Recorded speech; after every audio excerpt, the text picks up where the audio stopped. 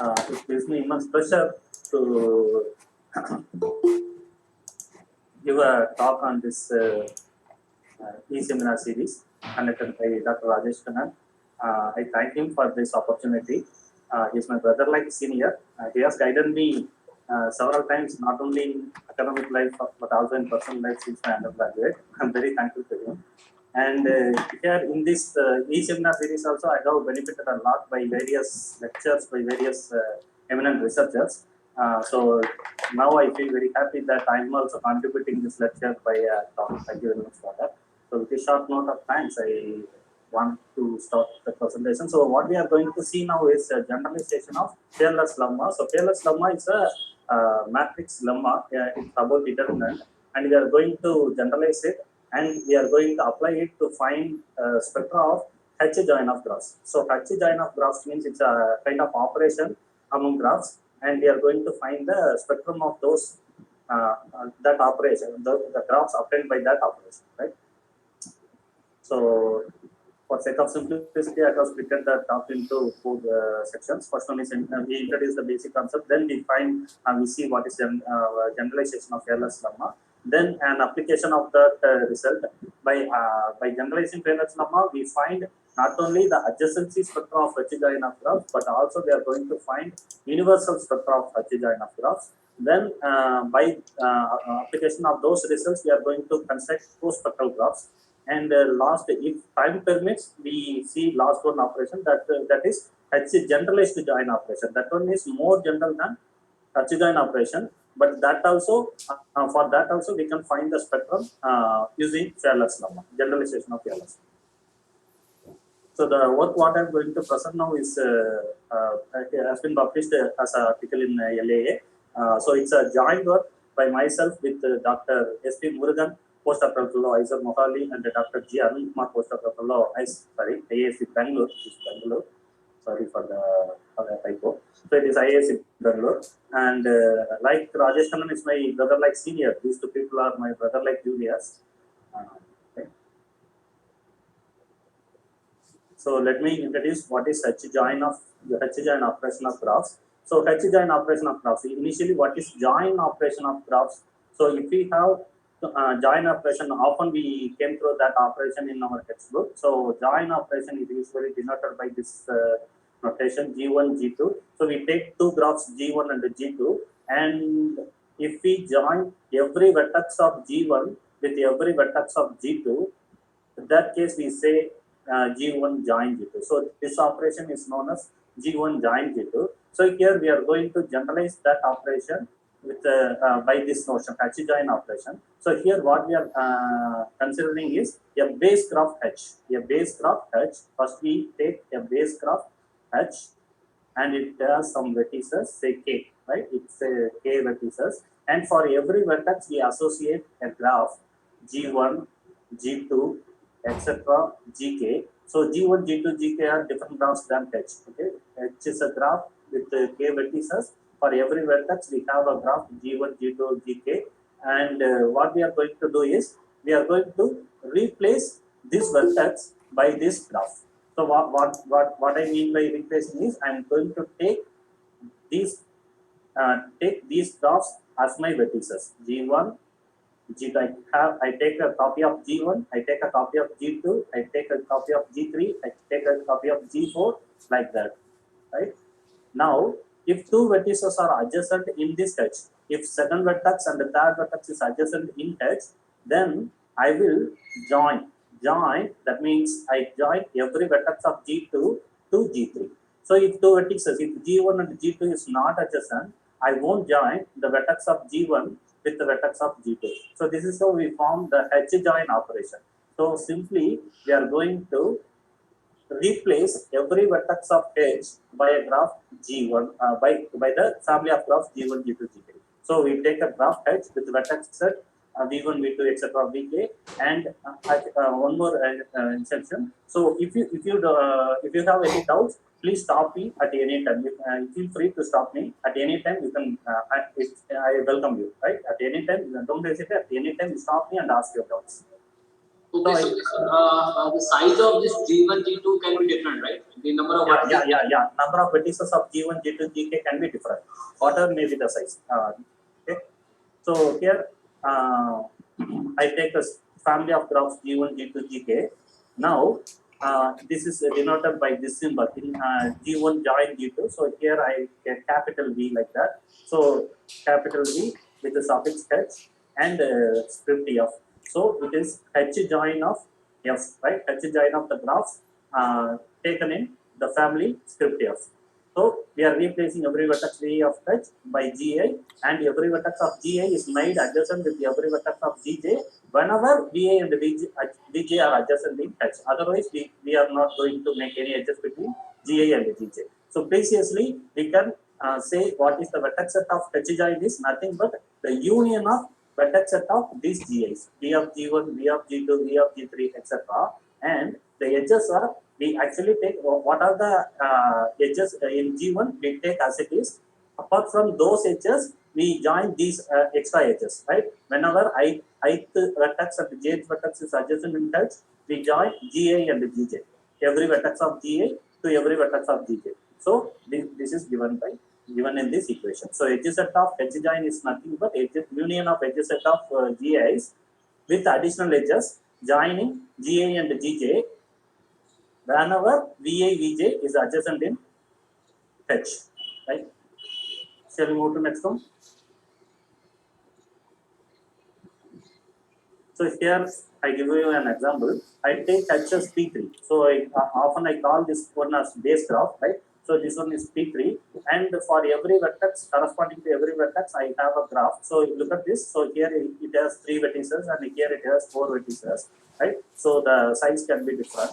So now what I'm going to do is I'm going to replace V1 by this G1. I'm going to replace G2 by this G2. I'm going to replace G3 by this G3, right? So then V1, V2 is adjacent. Therefore, I am going to join every vertex of G1 to every vertex of G2. And V2, V3 is adjacent. Therefore, I am going to join every vertex of G2 to every vertex of G3. But V1, V3 is not adjacent. Therefore, I am not going to make any edges between G1 and G3. Right? Therefore, I am getting this graph. Right? So every vertex of G1 is adjacent with every vertex of G2. Therefore, we have these edges. 3, 4, so it is 12 edges. We have these 12 edges. So in this way, we form H joint graph, right? It is denoted by this symbol. Usually we denote it by capital G, right? Usually we denote it by capital G. So it is G1, G2, G3, and this one is H. And the H join is usually denoted in our theorem. We denote it by capital G. So actually, H join operation is a very familiar operation. In our textbooks, always we come across an operation known as composition operation, right? Composition or lexicographic product. It's a very famous operation.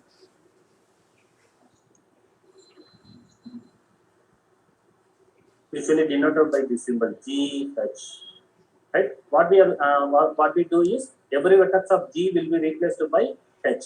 Whenever two vertices of G are adjacent, the corresponding H copies will be made adjacent. That is known as lexicographic product or composition. But here, instead of taking for every vertex, instead of taking same graph, here we are taking different graphs, right? So we call this operation as generalized composition or generalized lexicographic product. So initially, this operation was increased by Schwank in 21. So there are several names in the literature for this operation, like joint union, generalized lexicographic product, like that. So when all the GIs are equal, as I said earlier, it will be called as simply composition graph or lexicographic product graph, like that.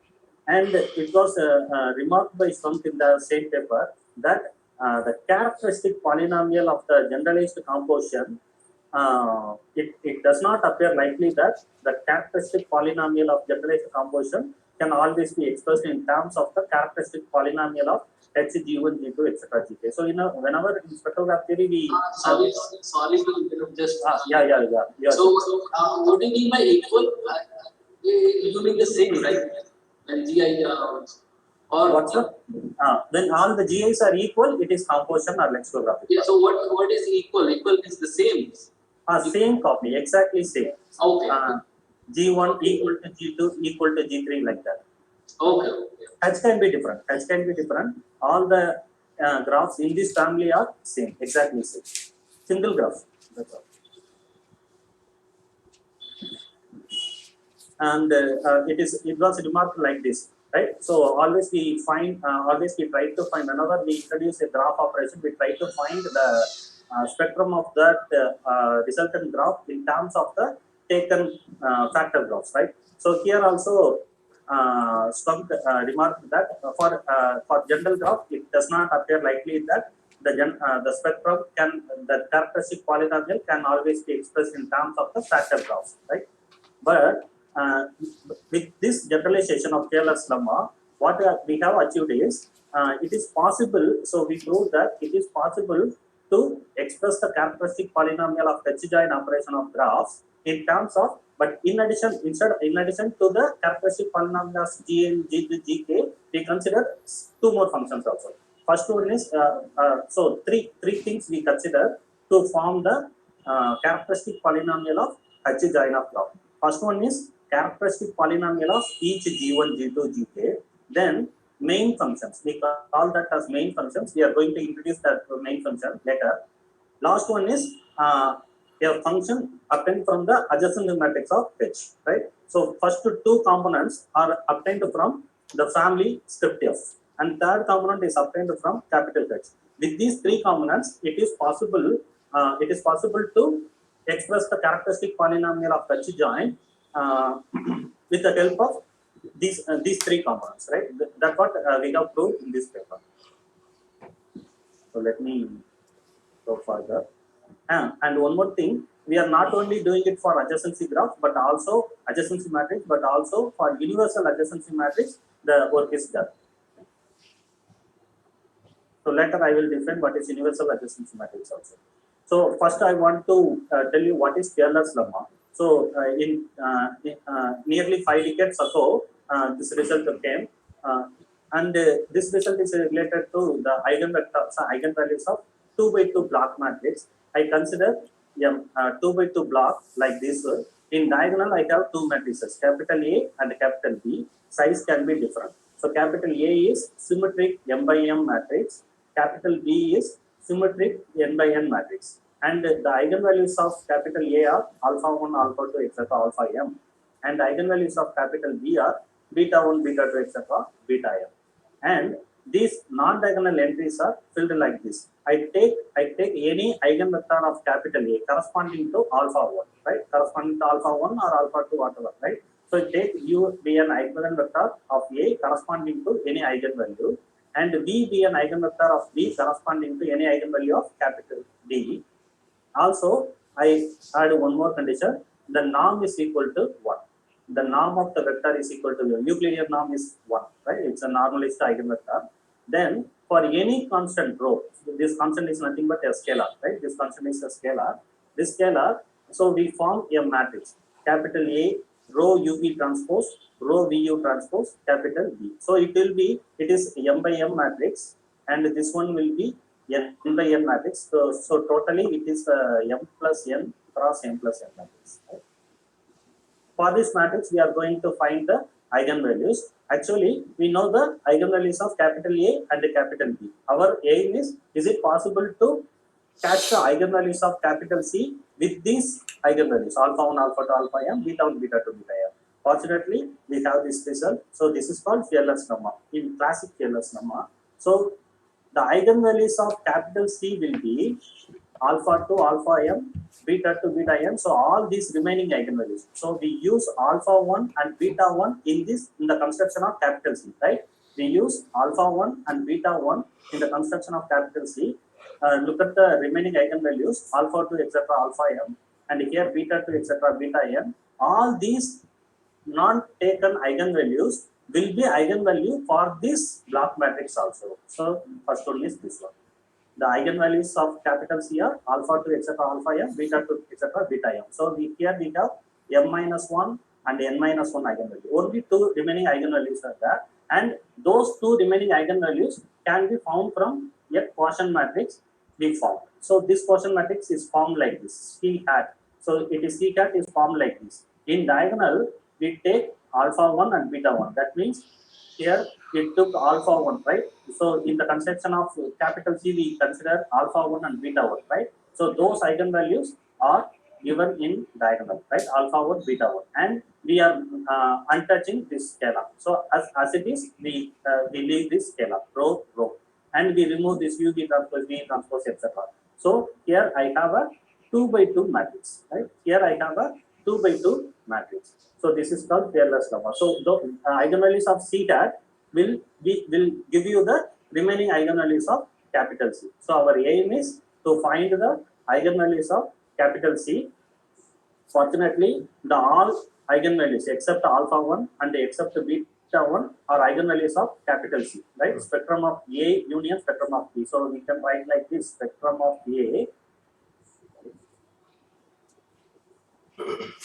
spectrum of A minus alpha 1 union spectrum of B minus beta 1, and other two eigenvalues are gamma 1, gamma 2.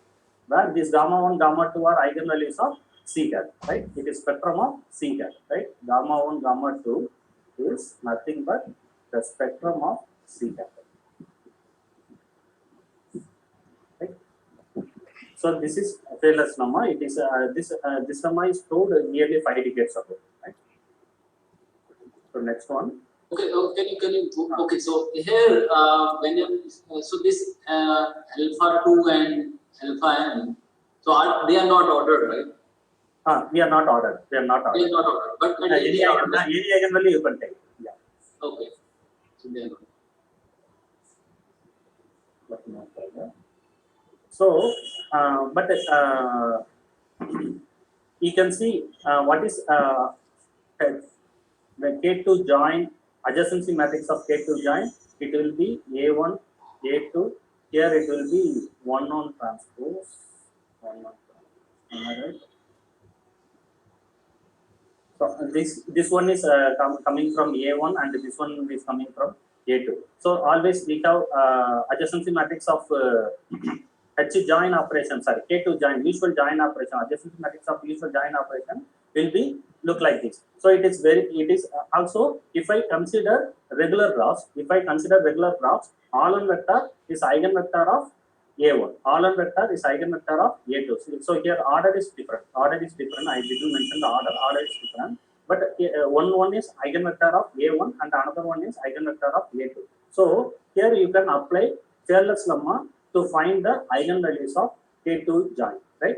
Whenever the taken graphs are regular, right? Whenever the taken graphs are regular, that means G1 and G2 are regular, then we can find the spectrum of G1 join G2 with the help of spectrum of G1 and G2 and the quotient matrix C hat, right? And the quotient matrix C hat, right?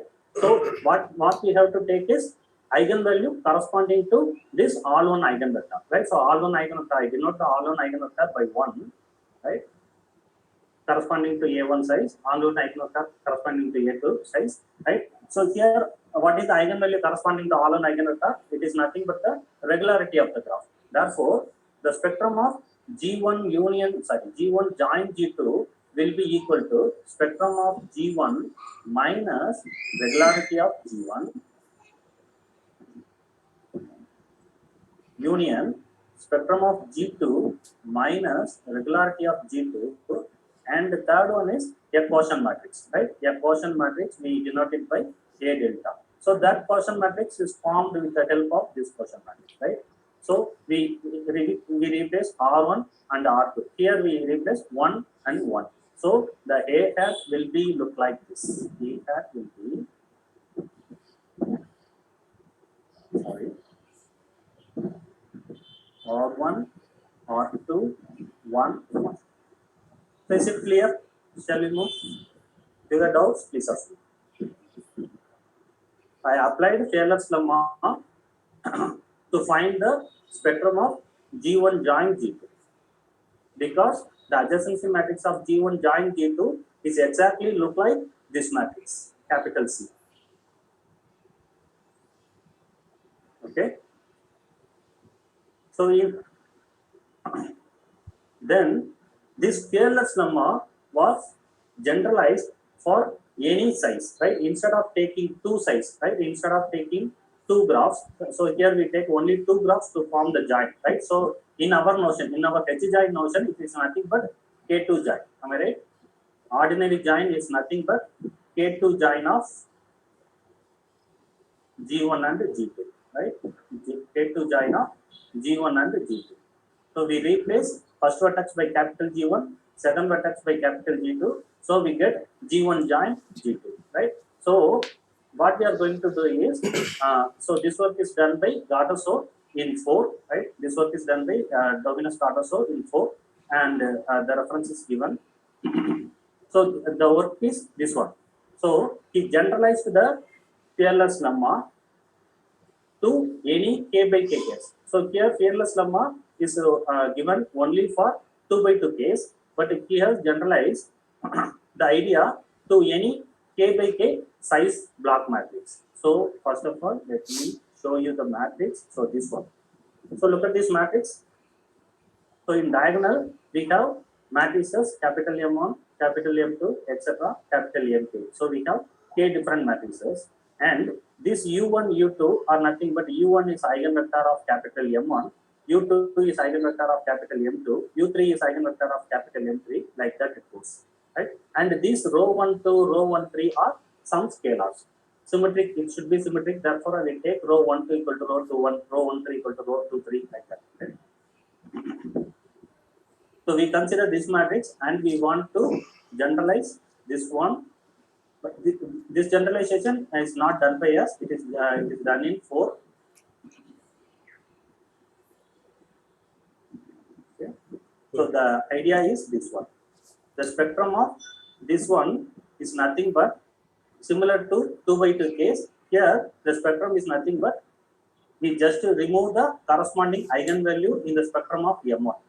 We remove the corresponding eigenvalue, that means eigenvalue corresponding to the eigenvector U1. And in M2, we remove the eigenvalue corresponding to U2. In M3, we remove the eigenvalue corresponding to U3. Like that, we remove everything. Therefore, we have only k minus 1 eigenvalues are missing, right? Sorry, only k eigenvalues are missing. The remaining all eigenvalues of Mi will be eigenvalue to this quotient matrix also. So this quotient matrix is, suppose if I take M1, M2 will be size of M1 is Mi is Ni. Therefore, the size of this matrix is N1 plus N2 plus etc. Nk. So it has so many eigenvalues, but what we have is N1 minus 1, N1 minus 2, etc. Therefore, we have only Nk minus k eigenvalues. So Nk remaining these eigenvalues are eigenvalues of capital A also, right? So only eigenvalue not eigenvalue of capital A is capital M of mu rho is this one. So instead of missing eigenvalues, we need to form a quotient matrix like this. We need to form a quotient matrix like this, right? So we form a quotient matrix like this. Alpha 1, alpha 2, etc., alpha k, beta 1, sorry, row 1 2, row 1 3, etc., row 1 k, row 2, etc., right? So this is how we form the generalization of fearless lemma. So it is not work done by us. Is it clear? This result is clear?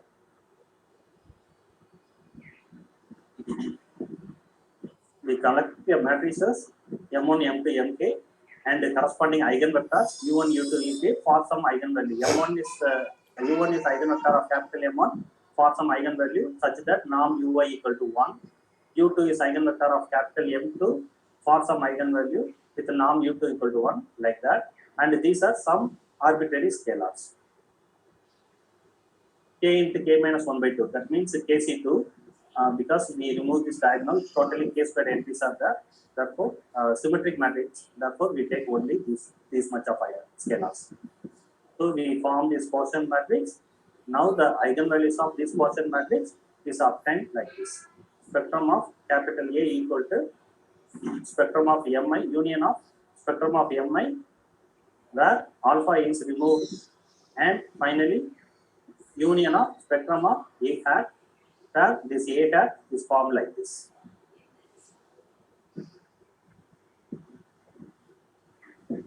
Is it okay? Okay. So here, so how we are going to apply it in H joint means, naturally the H joint matrix, the adjacency matrix of H joint can be written like this. Look at this. We take any arbitrary base graph capital H and G1, G2, etc. Gk. Then always the adjacency matrix of H joint, that means capital G, will be like this. A1, A2, A, the diagonal entries will be adjacency matrix of G1, adjacency matrix of G2, adjacency matrix of G3, and adjacency matrix of Gk, like that. And here, whenever two vertex is adjacent in H, there we have all one matrix, right? All one matrix. So all one matrix can be written like this: 1n1 into 1n1 transpose, right? It's a product of these two vectors, right? So what is this row 1 2? This row 1 2 is nothing but these row values are nothing but the adjacency values of capital H. So if two vertex is adjacent, this row 1 2 will be 1. If two vertices, first and the second vertex are not adjacent, thus this row 1 2 will be 0, right? So these row values are denoting the adjacency values of capital H.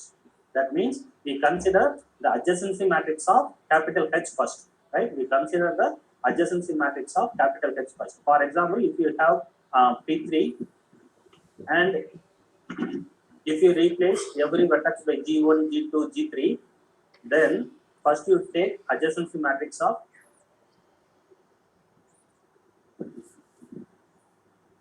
H. Am I right? I take H as P3. So adjacency matrix of P3 will look like this. Now I am going to replace first vertex by G1, second vertex by G2, third vertex by G3. Therefore, the resultant H joint. So let it G be the H joint matrix. Then the adjacency matrix of H joint will be adjacency matrix of G1 will be in the first diagonal entry, and adjacency matrix of G2, adjacency matrix of G3. Now, first and the second vertex is adjacent. Therefore, every vertex of G1 is adjacent with every vertex of G2. Therefore, here we will have all one matrix. All one matrix means it can be written like this: 1 n1, 1 n1, n2 transpose. But here it is 0. G1 is not adjacent with G3. Therefore, all the entries will be 0. It is 0 matrix. So here we have J matrix, capital J matrix. Here we have capital 0 matrix. So here again it is capital J, it is capital J, it is 0, it is capital J. So capital J of appropriate size, right? Corresponding to that size, the appropriate size is taken. So in general, any H joint graph, the adjacency matrix of H joint graph will look like this. This it is 1 or 0 will be determined by the adjacency of capital H. So it is given as row values, row 1 2, row 1 3, etc. So now we see it is exactly in the generalized form of LS1. Right? M1, M2, etc. Mk, row 1 to U1, U2 transpose. A1, A2, AK, row 1 to 1n1, 1n1 transpose. So whenever this 1n1 is eigenvector of capital A1. So here what is the condition? This this small u1 must be eigenvector of capital M1. Therefore, here this 1n1 should be eigenvector of capital A1. But when all one vector will be eigenvector of capital A1, whenever the graph is regular, all one vector is eigenvector of capital A1. Therefore, if I take G1, G2, etc., Gk, all are regular graphs, then this lemma, using this lemma, we can find the spectrum of H joint of regular graphs. Right? So that we arrive to this result. Okay, I have just one small comment to make here. Yeah, yeah, So the radiographs you are taking, I think it is essential to take as a connected radiograph, right? Because yeah. otherwise, so these are connected radiograph, right? Where? Uh, Yeah. Exactly. They has to be connected, right? Yeah. Okay. So for using those lemma, we need the normalized eigenvector, right? Here, all one vector has norm not equal to 1. It is not like that. But in the proof we adjusted it. In the proof we adjusted it. Therefore, here in the quotient matrix we have this one: square root of n1 n2, square root of n1 n2. It is adjusted like this, right? So in the quotient matrix we made some adjustment. So it is working here.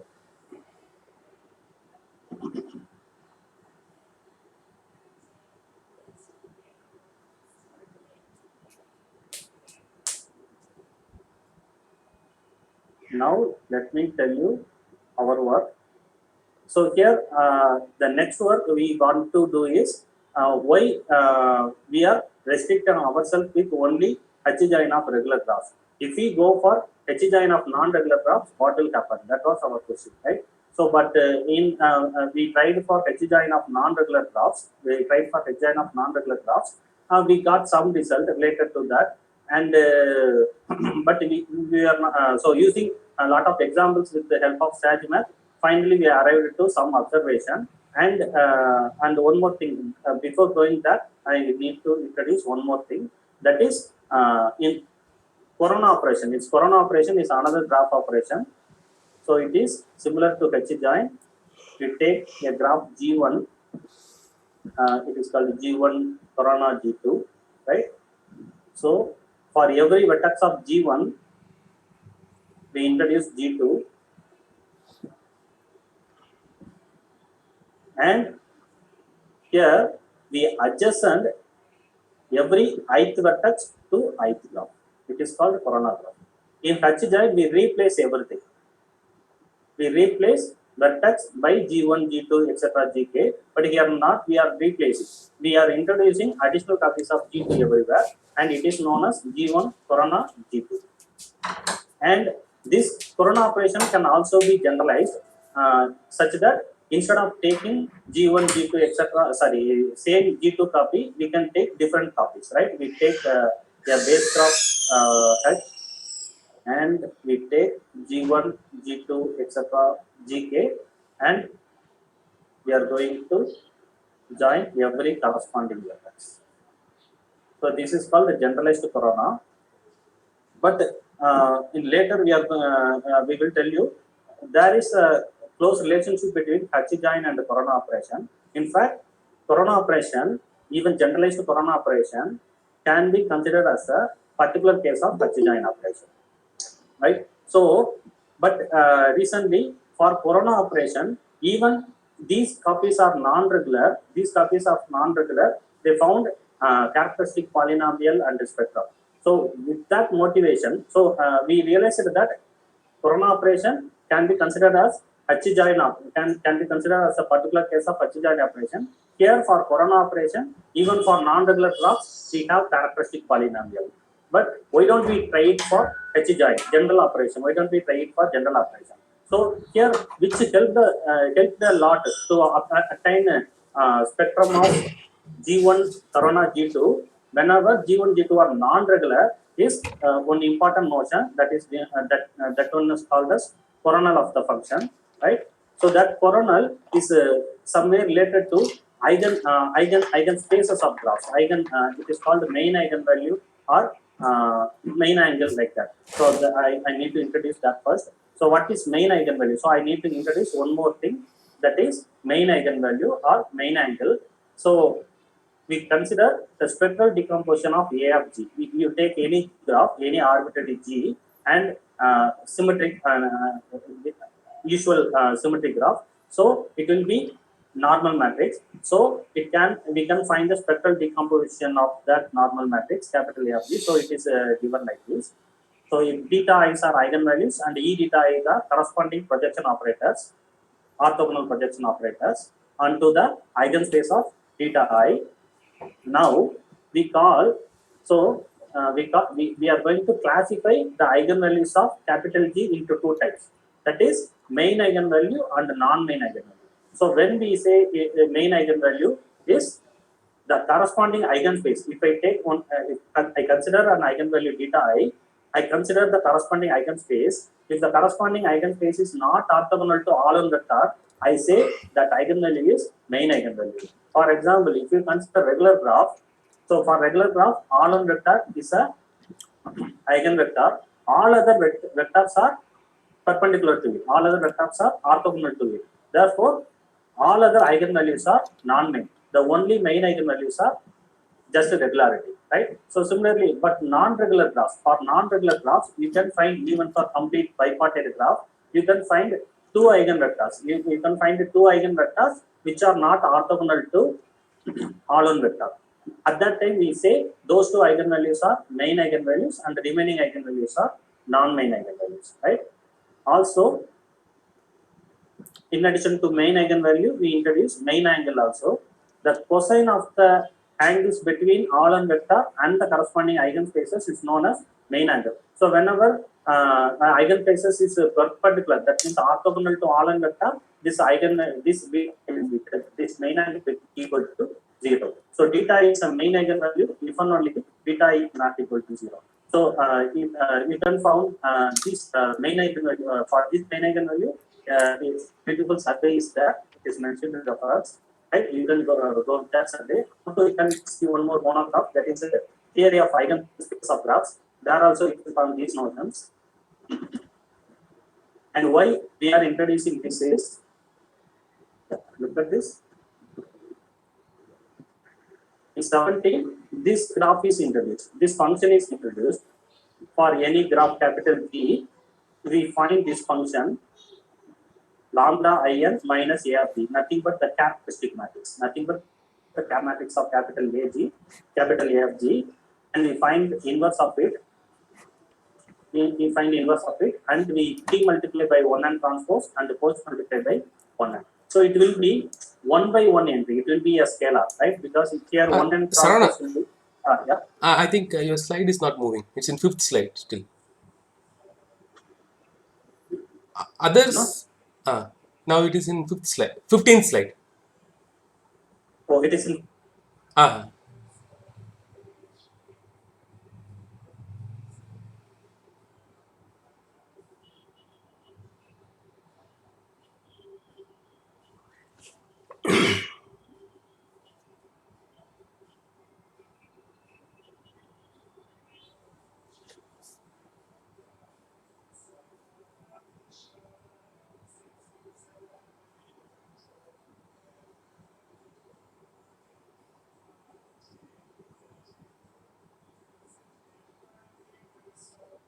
Sarana?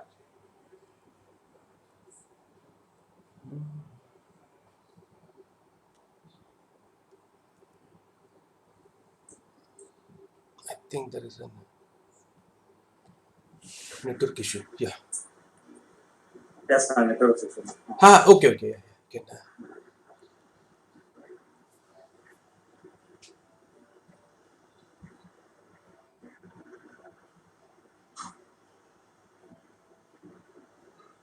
Right? Yeah, now it's visible.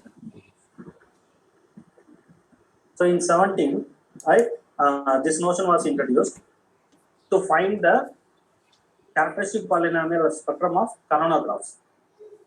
Ordinary Corona G2, they introduced this notion, 1n transpose lambda in minus a of G inverse 1n. So here within bracket we have characteristic matrix. So this one is nothing but the inverse of characteristic matrix of adjacency matrix, and this one is 1 by n scalar, 1 by n vector. This one is n by 1 vector.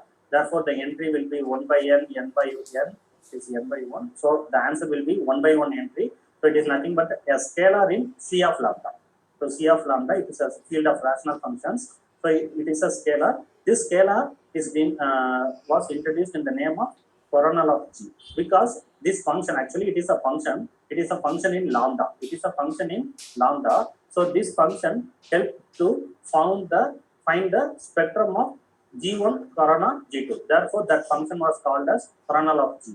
But here we have some observation about this coronal because of previous observation from the previous this one spectral decomposition from the spectral decomposition of adjacency matrix, we can write like this. So finally, we have this observation, right?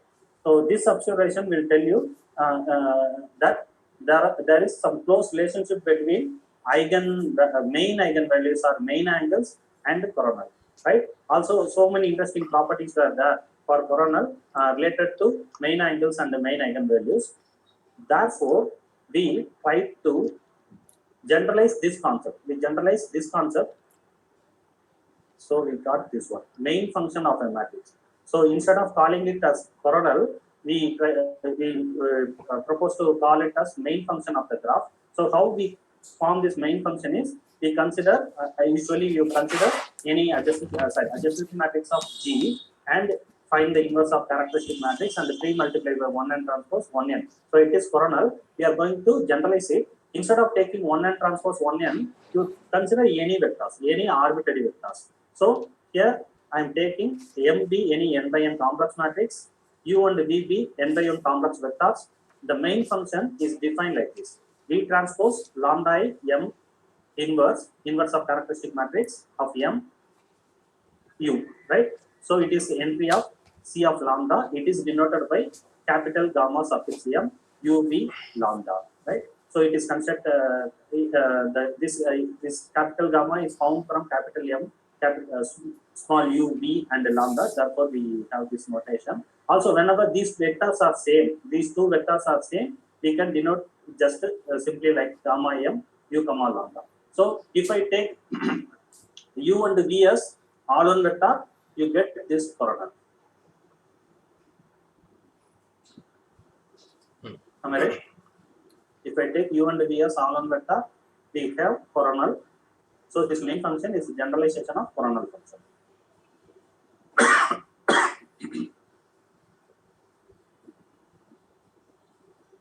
Shall we move? These are some prerequisites to follow to state this generalization of Taylor's lemma. To understand what is generalization of the new generalization what we have obtained, we need to understand what is main function of the matrix. Only with the help of this main function of the matrix, we were able to generalize the Taylor's lemma. That's why I need to introduce this now. So one thing you need to catch is, it is very much related with main eigenvalues and main angles.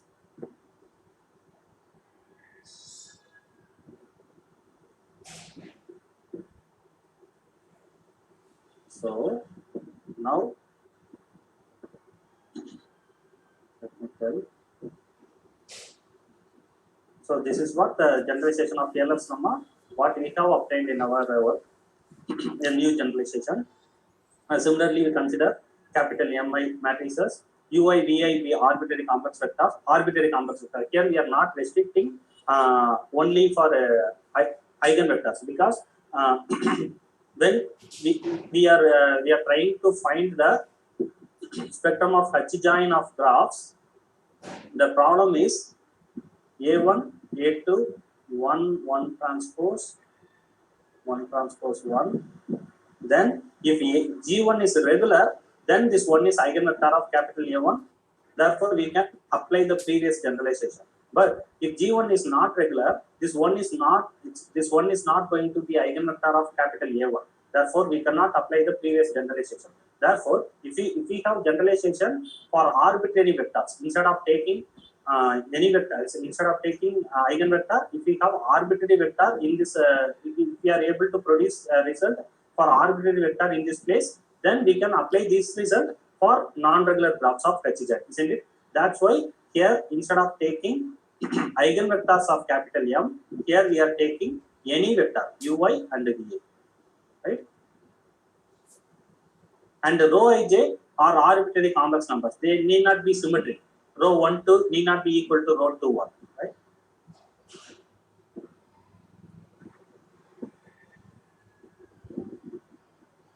So here only we have k into k minus 1 cube.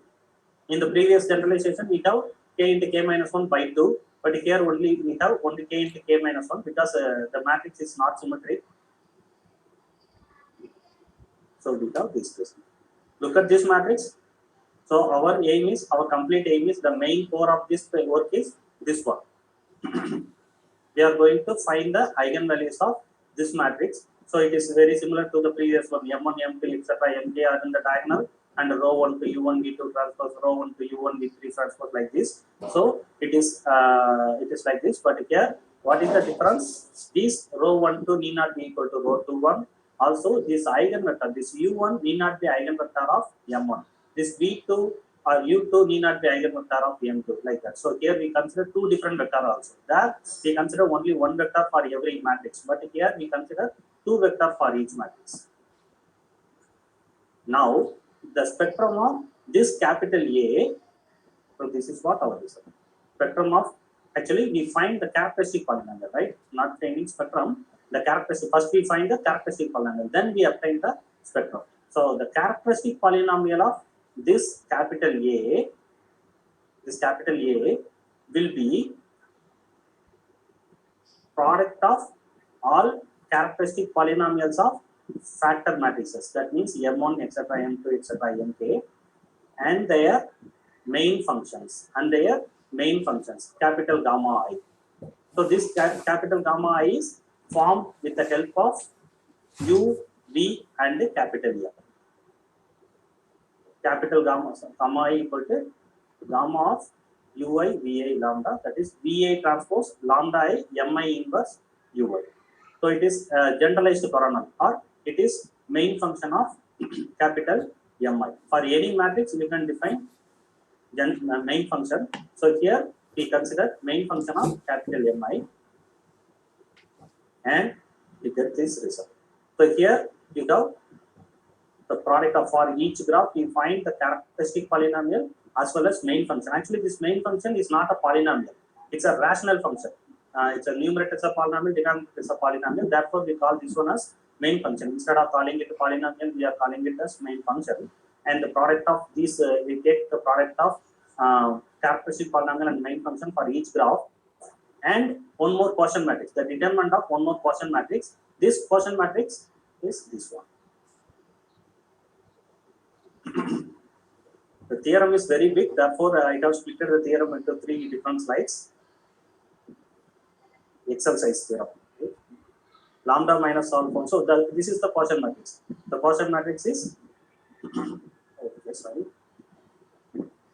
quotient matrix is this one. This one is the quotient matrix. 1 by gamma 1 of lambda, 1 by gamma 2 of lambda, 1 by gamma k of lambda. That means the main function of first graph, the reciprocal of the main function of first graph, reciprocal of the main function of second graph, reciprocal of the main function of kth graph, like that. So here we have the same entries, but here we have minus. Actually, instead of working on eigenvalues, we are working on characteristic polynomial. Therefore, everywhere we have lambda I minus a. Therefore, we have this symbol minus here, right? Lambda everywhere, right? So this is what our generalization. So to say simply, if you take two graphs G1, if you take two matrix M1 and M2 with the corresponding polynomial, so characteristic polynomial pi 1 and pi 2 and gamma 1, gamma 2, then you find the spectrum of this matrix will be pi 1, pi 2, gamma 1, gamma 2, etc. into determinant of matrix formed like this. 1 by gamma 1, 1 by gamma 2. Here we have the same entry, minus rho 1, 2, minus rho 2. So if we claim this is generalization of the previous one, we need to deduce the previous one from this one, right? This is what done in the next task. If you consider, if you taken these u and u1, u2 are equal and it is eigenvector of capital M1, what will happen here? Eigenvector of M1, the corresponding value will be, look at this one. If M is a matrix and U is a eigenvector of this capital M, then capital gamma will look like this. Norm U square divided by lambda minus mu. So this is a result regarding main function. When M is a matrix and U is eigenvector, gamma M will look like this. So if norm U, in addition to this norm U equal to 1, we will get 1 by lambda minus U. So if you take reciprocal, it will be simply lambda minus mu, right? So therefore, in the previous case, if I apply this result, we will get like this. Phi 1 by 1 by lambda minus alpha 1, phi 2 into 1 by lambda minus alpha 2, phi 3 into 1 by lambda minus alpha 3, etc. Phi k into 1 by lambda minus alpha k, and the determinant of this quotient matrix, where this quotient matrix is 1 by gamma 1. So 1 by gamma 1 means lambda minus alpha 2, etc. So the remaining integers are like this. So it is nothing but the characteristic polynomial of this one. Am I right? So the same result is obtained in terms of characteristic polynomial. We obtained the same result. This one, right? Spectrum of Gi minus Ri. Therefore, the characteristic polynomial will be phi of Gi divided by lambda minus Ri for I equal to 1 to k. Am I right? Then here, characteristic polynomial matrix of this one will be lambda minus R1 like this, right? So here we will get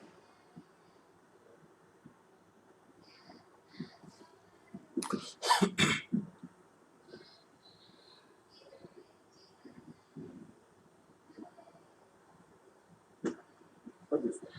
But we are working for matrix, therefore we keep the scalar as it is. But if we are working for graphs and we are adjusting this value, norm U value, then here we will have root of n1, n2, root of n2, n3, etc. Right? So we are able to obtain the previous generalization from our own generalization. Is there any doubts? Feel free to ask. Because with this, the hard part of the paper is done. Remaining everything else is deducible from this result. Easily you can deduce. Anyone with basic knowledge of spectral graph theory can deduce from this result. So here fearless lemma is initially done for 2 by 2 case, where the non-diagonal entries are constituted by eigenvectors of diagonal matrices. Then it was generalized by Gardasso for k by k case, but there also he considered eigenvectors of these diagonal entries. But here we are not restricting the non-diagonal entries as eigenvectors. We consider arbitrary vectors. So that if you have H join of any graph, arbitrary graphs, you can apply this result.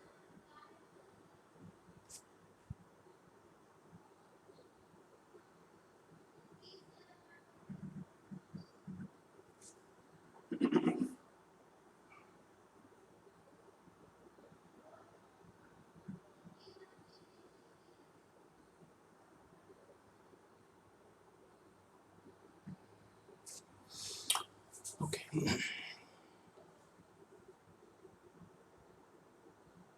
Shall we move? Okay, the proof is done by induction. The proof is done by induction on K. So here I explained it for K equal to 1 it was trivial. So for K equal to 2, we consider this matrix lambda in1 minus m1 minus rho 1 to u1 v2 transfer. We just find the characteristic polynomial of this matrix m1 m2. So here we have this one. Now if you apply Schur complement formula, it will be like this: determinant of lambda in2 minus m2. If you expand with this 2 by 2 n3, so through 2 by 2 n3, you will get this one. Now here this lambda in1 minus m1 can be taken from the determinant with this lemma. Look at this. Here before the main theorem, we prove a lemma. Look at this one. Determinant of lambda I minus capital A plus alpha UV transpose will be equal to this one. 1 plus alpha gamma determinant of lambda I minus A. Here this gamma is formed with the help of U, V and capital V. So we apply this theorem. So here we are getting this result. So we have pi 2. That means characteristic polynomial of A. So here we are applying for M1. Therefore we get here it is a characteristic polynomial of M2. So it is pi 2. Here if you use this lemma, you will get characteristic polynomial of M1. So it is pi 1. And remaining entry will be 1 plus alpha gamma. So here alpha is this one. Beta 1, sorry, rho 1 to rho 2 1, gamma 2, etc. This will be alpha. So we consider alpha into capital gamma. So this gamma is nothing but main function constituted by with the help of capital M1, U1, D1. Therefore, it is gamma 1. Now, this entry can be written like this.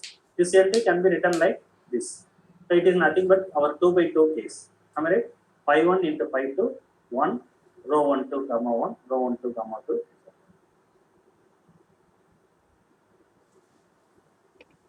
If you take gamma 1 outside, gamma 2 outside from the first row, from the second row, you will get pi 1 by gamma 1, pi 2 by gamma 2. Here you will have 1 by gamma 1 minus rho 1 2. Here you will have minus rho 2 1, 1 by gamma 2. So the same result.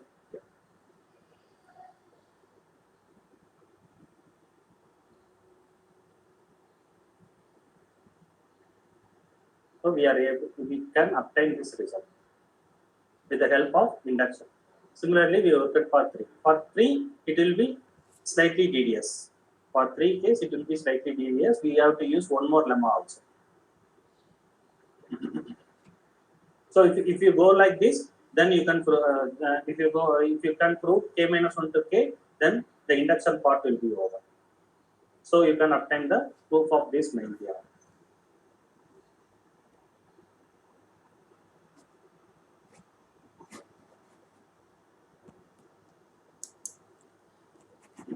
Sarana, Yeah. can you wind up in 5 minutes? Okay, no, sure, no, sure. No. So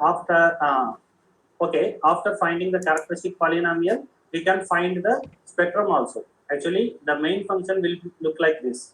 It's a rational function. It's a numerator function. It's a numerator polynomial and the denominator polynomial. And the denominator polynomial is a special type of polynomial. It is nothing but the product of each eigenvalue. It's a factor corresponding to each eigenvalue, each main eigenvalue, and we form this GA. Now, recently, by Gardoso, one more work has been done in the same generalization of Taylor's lemma, and it was published as RQ version. You can find in my presentation. I have mentioned it. You can go through that. And here, this slide is actually we didn't work it on this function much, but that one is very much related with walk matrix of a graph. Walk matrix, main function, lot of interesting concepts is related with this GI, and this GI, using this GI, now we look at this pi 1 by G1, pi 2 by G2, etc., pi k by Gk. Therefore, for every 9 eigenvalue, multiplicity 1, lesser multiplicity 1, it will be eigenvalue of this capital matrix. So, this is spectrum version. So,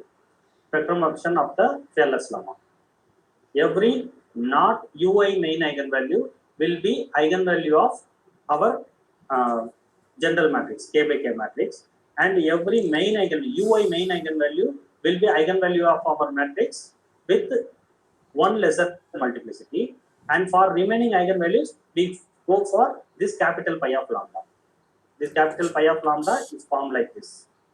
It's a matrix, it's a Gaussian matrix, again it's a Gaussian matrix like this. If you find the roots of this capital pi of lambda, that will serve as the remaining eigenvalues of this operation. Okay. So everything else is, as I said earlier, everything else can be deducible from that. And here, look at this.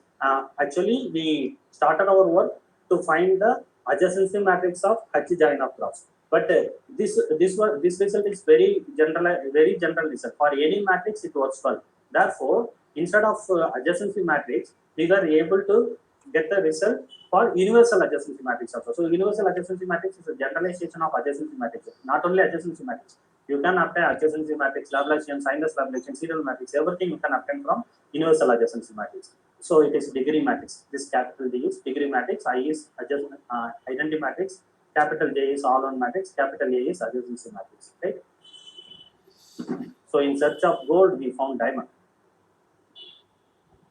So everything else is just application.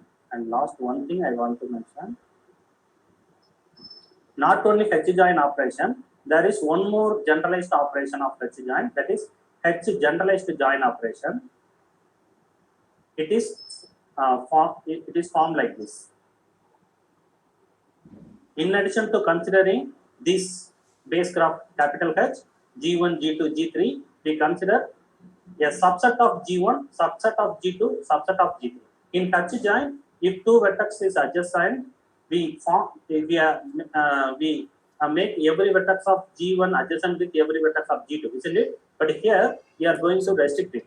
Instead of joining every vertex of G1 with every vertex of G2, initially we consider a subset also. S1 equal to V11, V2. That means we consider this was first set, and the second set is V1, V2, V4, right? V1, V2, V4.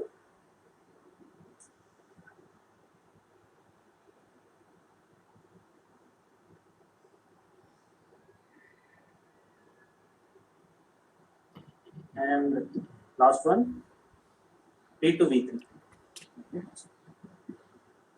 So we are not going to adjacent this vertex to any of these vertex. We are not going to adjacent this vertex to any of other vertex. So this operation is a generalization of H join operation. If you take all subset, if you take all vertices in this one, so then you will get H join operation. So here also our fearless lemma works well. With the help of fearless lemma, you can find the characteristic polynomial of not only H join but H generalized join also. But here the adjacency matrix will look like this. Instead of 1, 1 transpose, here you will have the characteristic vector of S1 and characteristic vector of S2. Right? With the help of characteristic vector, we find the adjacency matrix of this more general operation. For this also, with the help of fearless lemma, you can find the spectrum. So this is the recent work done by Garoso. RK version is available. If you have any doubts, you can ask me now. Thank you for your patience. Yeah, thank you, Saravanan, for the interesting talk. Yeah, audience, if you have any question, you can ask now.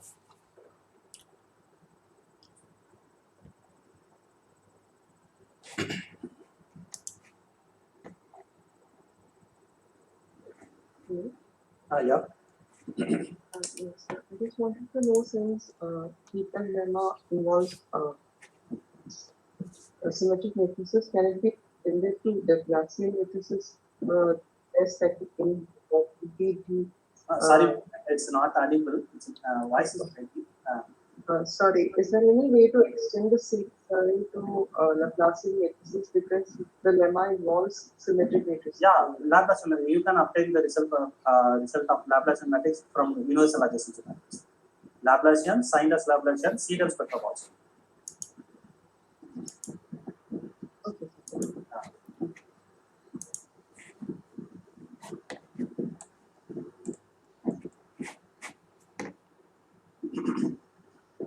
Is there any other doubts?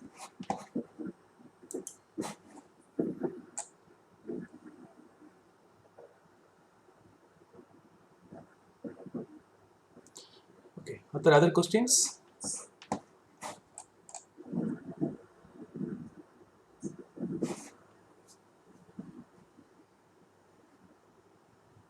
Okay, if not, thank you, Saravanan, for the interesting talk. Thank you. No? Yeah. Thank you so much.